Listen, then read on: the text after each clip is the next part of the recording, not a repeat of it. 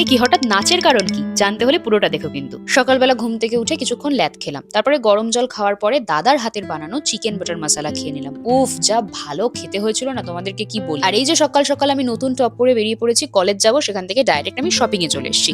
আর এখানে এসে আমি একটা জ্যাকেট কিনবো। কোথায় যাওয়ার জন্য জ্যাকেট কিনছি সেটা কিন্তু একটা সারপ্রাইজ রইলো তোমাদের সকলের জন্য। তারপরে রাস্তায় একটু চা খেয়ে চলে এলাম মাসির বাড়িতে। মাসির কাছে এসেই আবদার করলাম আমাকে চিড়ের পোলাও খাওয়াতে হবে। তো যেমন কথা তেমন কাজ, মাসি আমার জন্য বানালো চিড়ের পোলাও। আর এটা খেতে কতটা ভালো হয়েছিল সেটা বলার আগে তোমাদের বলি, এটার প্রসেসটা কিন্তু খুবই সহজও ছিল।